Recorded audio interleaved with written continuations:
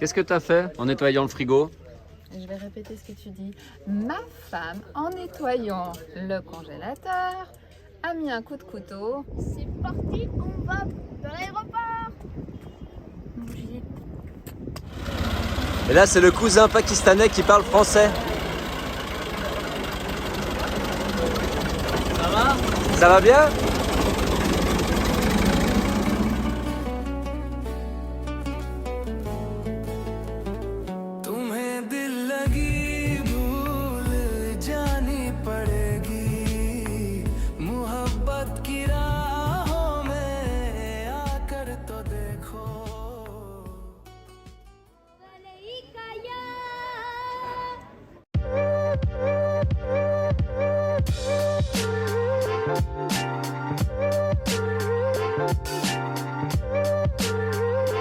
Je corrige, en fait, on l'a perdu. Hein.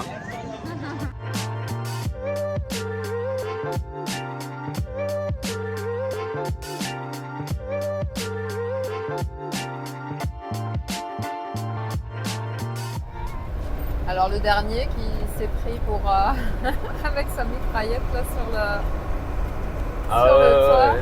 C'était pour la photo. Ouais, il a une moyenne de combien? Je sais pas, je pense qu'il devait être entre 55 et 70 quand tu l'excites, quoi. Mais, les gens nous klaxonnent quand même. mais sur l'autoroute et sur la voie de droite, quoi. C'est un truc de malade. C'est fou. Il est où, papa? Je sais pas, oui, c'est celui de devant là-bas. Je suis pas sûre en fait. Hein. Non? On s'est arrêté sur une station parce que le dernier convoi, je sais pas, il nous a fait allez, vas-y. Et on pensait qu'on allait retrouver un autre mobile, ils appellent ça des mobiles ici, un autre véhicule. Et il n'y avait personne sur la route, la station est arrivée, j'ai mis le clignotant à gauche et on les a pas revus arriver. Donc on est posé ici, une de ces grandes stations qui paraît que c'est pas safe, elle est super en sécurité, il y a un mec avec un flingue là-bas aussi. Et on va avoir le plaisir de se faire à manger en toute liberté sans que personne nous dise allez, attends, fais attention. Alors on apprécie le moment. Sur les stations, tu as toujours un coin mosquée pour la prière. Nous on est posé juste là, tu vois, tu as une petite poubelle, c'est cool. Et on est posé juste là avec notre nouvelle déco. Et tu as le coin voiture, un petit coin restaurant là-bas et un petit shop. Donc on est plutôt pas trop mal. Quand je te dis cuisiner en liberté, c'est éplucher des carottes sans se faire observer, non? Oui, et cuisiner tout court. Je cuisine très peu au Pakistan. Bon, parce qu'on se fait inviter aussi. Hein. Parce qu'on se fait inviter, quand on se fait pas inviter, on se fait livrer. Quand on invite au restaurant qui reste des restes, on nous les donne. C'est très chouette. Hein. Mais du coup, effectivement, on cuisine très peu. Les garçons aussi adorent cuisiner. Donc après, on ne refuse pas les invitations. Et puis c'est agréable de pouvoir partager tout ça aussi. Exactement. Après, c'est sympa de pouvoir manger aussi quelque chose sans sauce, un petit peu à notre façon. Hein. Et alors, là, on se sent libre quand même d'un coup d'avoir le temps. On n'est pas pressé. Alors, on n'est pas sur de la grande cuisine, mais vu que la cuisine pakistanaise, il y a très peu de légumes sans gras. Dès qu'on peut, on mange cru en fait. On mange de la salade parce qu'on a besoin, même les enfants demandent salade de carottes, de tomates. Et les carottes, elles ont une couleur bizarre ici. On les a jamais montrées au Pakistan. Elles sont toutes biscornues et elles sont un petit peu rouges. Mais elles sont bonnes. On en a comme ça de chez nous aussi. Ah ouais? C'est vrai qu'ici, c'est une majorité comme ça. Il n'y a que ça ici, il n'y a pas d'orange. Non, il n'y a pas d'orange. Et Thibaut, il fait des petits œufs avec Ilan. Yes. Voilà. Avec du bon riz pakistanais. Ils ont des longues grains de riz comme ça pour faire le pulao. Je peux goûter la carotte? Par contre, c'est marrant parce que collé dans le sachet, il est petit. Hein. Alors on dit, bon, on n'a pas pris le bon riz. Et puis en fait, quand tu le mets, tu le fais cuire et après, il vient grand. Il est très différent du riz thaïlandais. Et le goût est très différent. Par contre, j'ai fait des petits ici.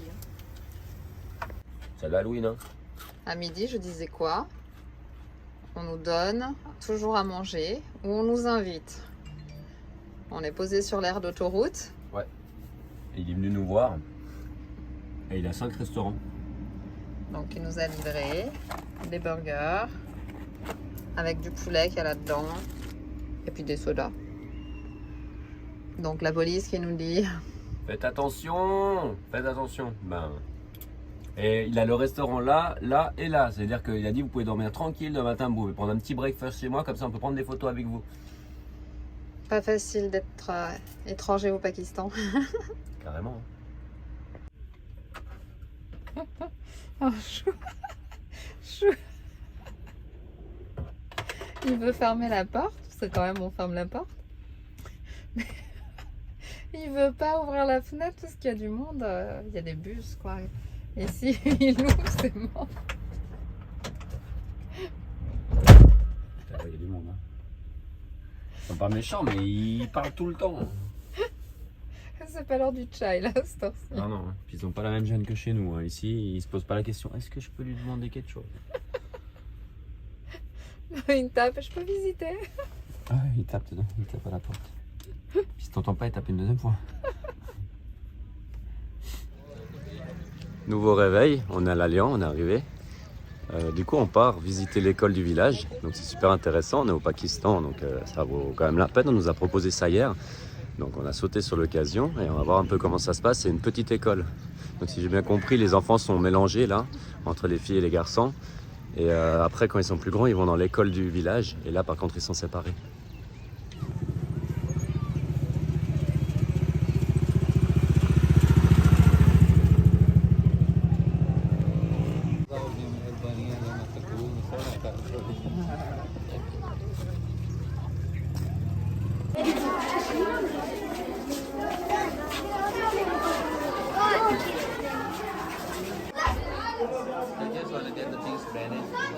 Aujourd'hui, on visite l'école où nos amis ont grandi. Un lieu simple mais rempli de souvenirs pour eux. Pour les enfants, c'est une première. Ils n'ont jamais vu d'étrangers, ils sont tout excités.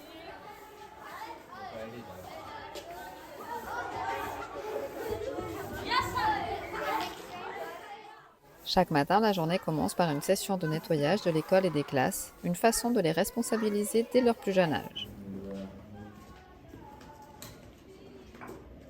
Nous sommes vendredi, un jour très important au Pakistan. Avant la classe, les enfants s'exercent à parler devant tout le monde, à chanter, à prendre de l'assurance. Nous sommes impressionnés par leur aisance. Ici, les enfants grandissent vite. Peut-être trop vite ou pas. Ce qui nous marque surtout, c'est leur profond respect.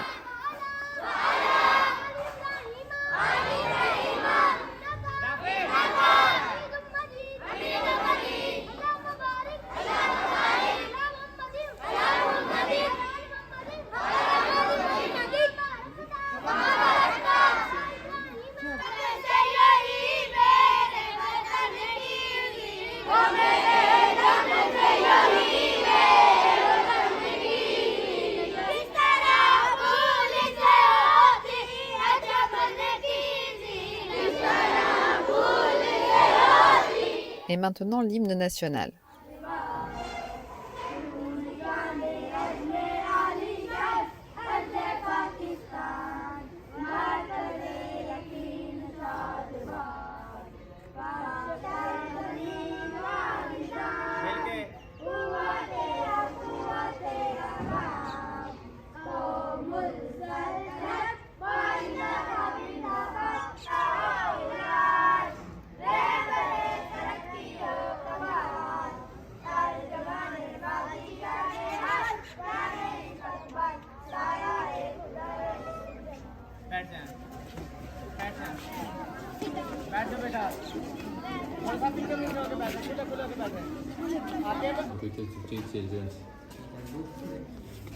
Là, c'est la salle computer avec les imprimantes et les ordinateurs. Children can come here. Là, tu as tous les panneaux pour expliquer en fait comment ça marche et ça fonctionne. Tout ce qui est computer, la souris, avec les touches.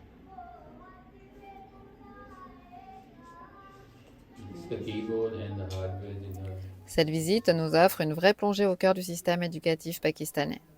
Ici, la qualité et les moyens des écoles changent beaucoup selon les régions et les ressources des familles. De quoi? Je me suis vengée sur l'ordinateur. Non mais c'est intéressant. Par contre, effectivement, l'hiver, il doit avoir sacrément froid. Il n'y a pas de chauffage, ouais. Mais ils s'habillent, hein. Et il y a une classe par matière. Dans les zones rurales, les bâtiments sont souvent vieillissants, le matériel rare et les classes surchargées. Pour te donner une idée plus précise, le taux d'alphabétisation tourne autour de 60%. Mais ce chiffre cache une réalité contrastée. En ville, plus de 7 personnes sur 10 savent lire, tandis qu'en zone rurale, c'est à peine 1 sur 2. L'éducation des filles reste un défi, avec moins de la moitié d'entre elles qui terminent l'école primaire, contre environ 2 tiers des garçons.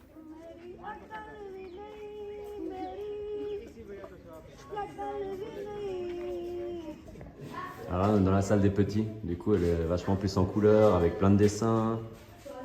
Ils te montrent comment te couper les ongles, te nettoyer les dents. Là t'as une map. T'as l'orthographe en ourdou. Même si le gouvernement et plusieurs associations se mobilisent pour améliorer la situation, le chemin est encore long, notamment dans les zones reculées où le niveau reste faible, faute de moyens et d'enseignants qualifiés. Comme tu peux voir, tu as une école qui est très propre, tout arrangé, avec des couleurs, regarde des arbustes taillés, nettoyés, peints papier. Et en fait, les enfants s'occupent entièrement de l'entretien de l'école. Donc tu peux voir que c'est vraiment chouette, quoi. C'est vraiment très joli. Mais ce qui frappe ici, c'est cette envie sincère d'apprendre partout, malgré les difficultés. Les enfants, leurs familles, les professeurs, tous misent sur l'éducation comme une clé pour un avenir meilleur.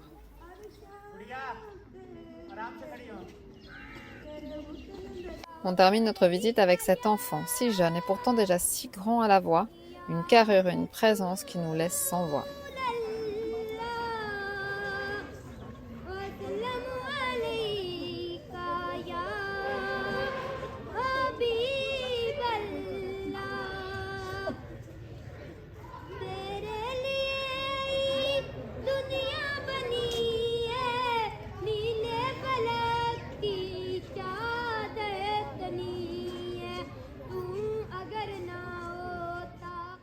Et là, c'est le cousin pakistanais qui parle français.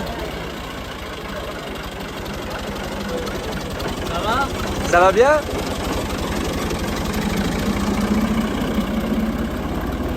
Eh oui, il a travaillé en France 10 ans. Et maintenant, il a son petit garage de mécanique ici. Ça fait 15 ans qu'il n'a pas parlé français, depuis 2015. 2015, ça fait 10 ans qu'il n'a pas parlé français. Et franchement, il parle super bien et il comprend tout. Et il a été en France pour faire de la peinture, du bâtiment. Dans le bâtiment. Super bien payé et vraiment, moi j'aurais pas pensé. Mais Non, oui. il gagnait 2000 €. Et il y a combien de temps en arrière? 20 ans en arrière? Bah non, 10 ans. Bah oui, mais il y a 10 ans qu'il est rentré. Il est resté 10 ans. Donc oui. 2000 € il y a 20 ans en arrière, c'est énorme pour la France. Il a apprécié, mais il n'a pas envie d'y retourner. Il est bien, après le côté famille ici, comme tu vois, tout ce qu'on partage là, c'est différent quand même.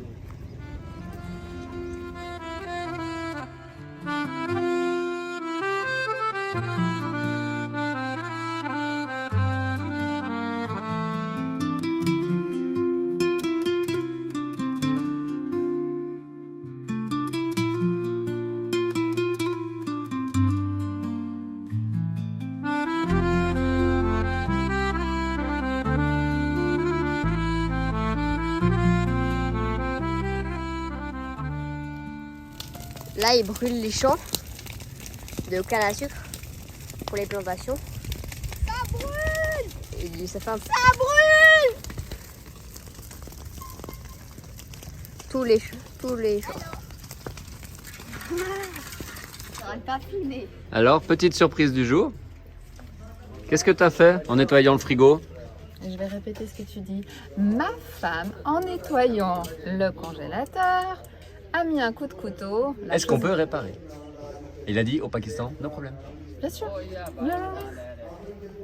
Donc c'est cool quand même. Non, je suis pas fière de ma bêtise. En plus, j'ai dit à Thibaut, on ne fait jamais ça. Et je le dis tout le temps quand j'enlève un peu. Et puis voilà. Ce qui est arrivé, c'était pour tester le travail des Pakistanais. Ou la zénitude de ton mari. Bon. Aussi. Sur ce coup-là, tu marques des points. Tu n'oublieras pas de noter dans ton cahier. Allez, refilme. Alors, on est au sein du problème. J'ai démonté le frigo, il est dehors. Normalement, on devait partir au shop. Et là. Je sais pas si tu arrives à voir le trou. Juste là. Clac. Voilà, elle a planté le couteau ici. Et bah, il n'y a plus de gaz dedans.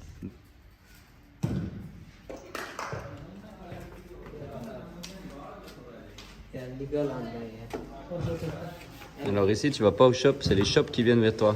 Donc ils ont commandé pour venir réparer. Donc il va commencer par souder et après il va recharger. Il a les bouteilles ici directement. Ils sont venus en scooter les deux. Là, ils sont en train de brancher pour le chalumeau.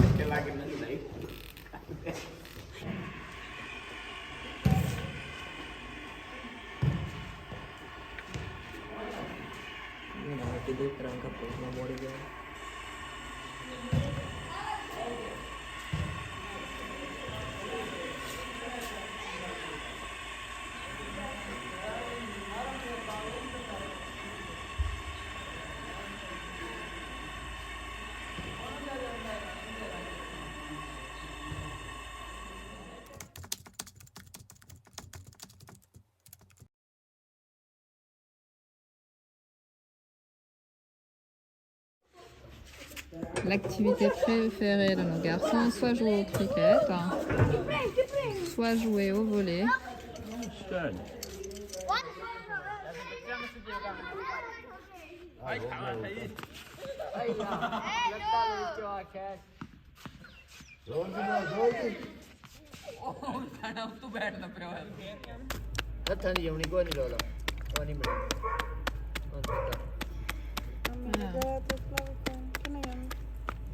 Le chapati est une véritable tradition au Pakistan. Préparé à la main avec de la farine et de l'eau, il est ensuite cuit dans un tandoor, un four cylindrique en argile chauffé à haute température avec des braises.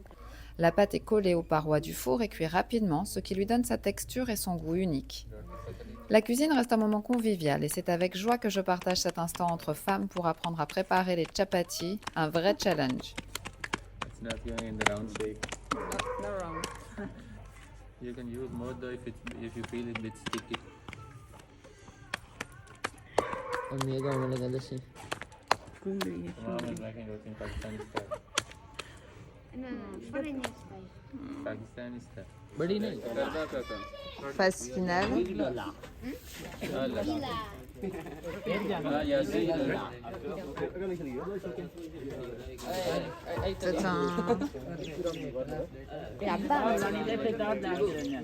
Ils sont revenus ce matin. Maintenant, le frigo fonctionne. Ils ont fini de le coller. Et ils l'ont mis sous pression. Et ça fonctionne. Et nos amis. Ils n'ont pas voulu qu'on paye. Encore une fois. Ah, vous êtes mes guests, vous êtes mes guests. Non, mais là, c'est le frigo, c'est notre c'est frigo. une connerie à nous. Non. On paye. Vous êtes nos invités. Ok? Ils sont durs en négociation, on n'arrive rien à... Non, ils veulent rien. Ils veulent tout nous offrir. Ouais. On fait découvrir à nos amis le Sticky Rice qui vient du Laos. Bon, ils sont pas tous adeptes. Hein. Je fais une pour papa. D'accord. Avec la sauce soja. I make one for my dad.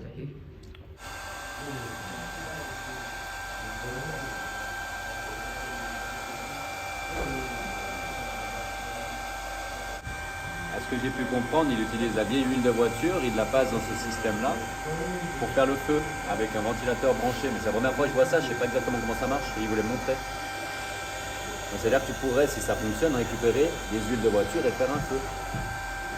Ils sont forts, c'est pakistanais quand Là, il même. pose la casserole pour cuisiner. Ouais. Pour l'instant, il n'y a pas de feu.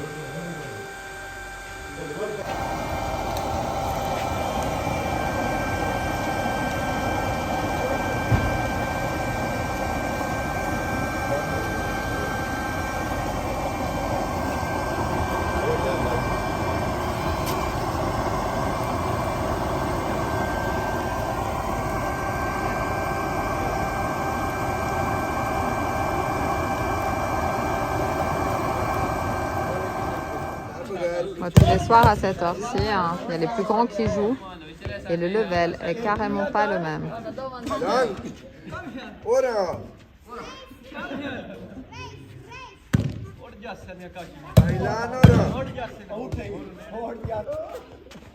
Et donc là, Baba, le papa de Wakas, il était champion de volley au Pakistan. Et il a encore la forme. Hein.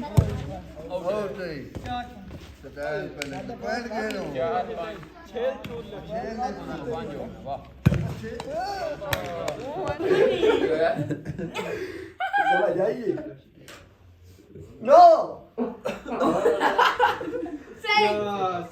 No, delete.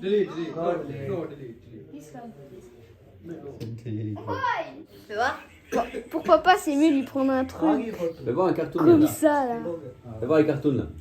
Non, ça c'est pas cartoon. Non, ça c'est pas cartoon. Safe, safe. Safe, il a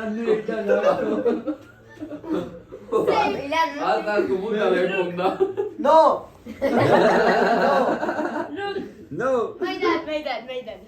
Funny cartoon.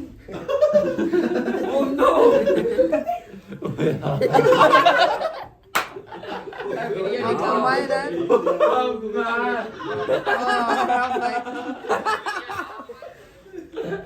It's very good. Non, et en cartoon, moi je donnais quoi?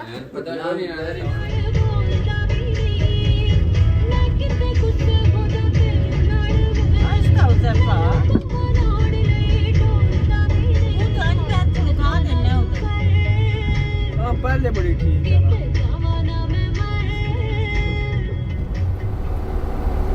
Bonjour, bonjour. Ça y est, on a fini la tournée de nos amis. On a fait après la Lyon un petit stop à Sargodha où on a passé encore un super moment. On a pu, les enfants ont pu jouer, on a pu cuisiner. Moi j'ai fait un biryani, j'ai fait aussi un chicken karahi. Donc c'est encore mieux que des cours de cuisine que de cuisiner avec les locaux. On a changé de maison. Ouais, mais on mange toujours.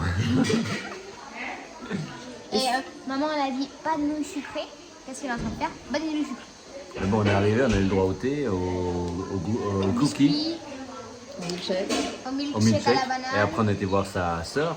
Et puis, elle a voulu qu'on mange encore du riz. Ben, on a dit non. Mais par contre, on a dû manger le gâteau. Parce que ça, on n'a pas pu dire non. Et maintenant, on va manger un. Et j'ai cuisiné un biryani du coup avec elle. C'était trop bien. Et donc ça, c'est moi qui l'ai fait. Rien de mieux que de faire avec les locaux. Biryani. Avec du raïta.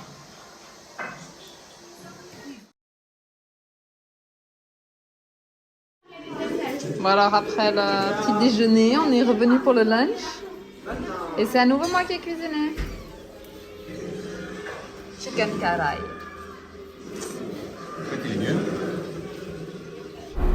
On a fait un petit stop aussi chez notre copain là, avec qui on mange une super pizza. On a remangé une super pizza. Donc ça c'était trop chouette de pouvoir les voir. Et puis on a fait un petit tour aussi à Islamabad. Là on a essentiellement pris du temps pour nous. Et on a vu Zen aussi un petit moment. Oui, on avait besoin de se mettre à jour quand même au niveau du linge, au niveau des vidéos. C'est pas évident avec le temps qu'il fait parce que là on a attaqué l'hiver, donc il fait froid. Donc là Sylvain a fait tout le linge, enfin bref. Et puis maintenant direction Lahore. Où on va prendre l'avion. Voilà, parce que je ne sais plus si on l'avait expliqué, mais on ne peut actuellement pas faire notre visa indien au Pakistan. Nous sommes obligés de faire un Ibiza, donc ça c'est chose faite, mais on doit le valider par avion. Donc demain on prend l'avion à 20h40, on décolle en direction de Dubaï, c'est juste à côté normalement à Bristar, mais pour après rejoindre l'Inde et on reviendra en taxi. Et une fois que c'est validé, tu peux traverser la frontière terrestre avec ton camion. Voilà.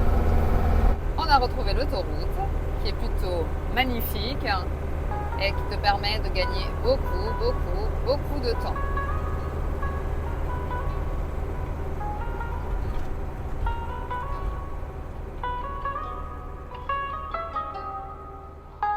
Ça n'a pas été simple de se décider. Prendre l'avion a un coût et demande de l'organisation, mais le Népal nous est déjà passé sous le nez, alors dire non à l'Inde à ce stade semblait impossible.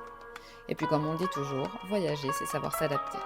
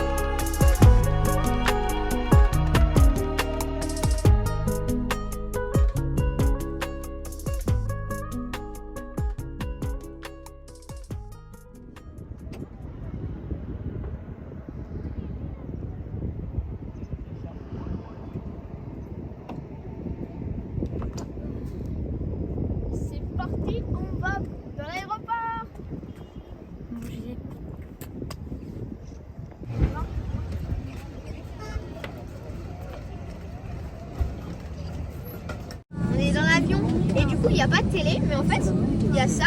Quand tu es en vol, tu peux direct regarder sur ton téléphone ou ta tablette. Et moi, à l'entrée, je me suis pris un petit thé gratuit à la mangue. La glace. Allez, c'est parti.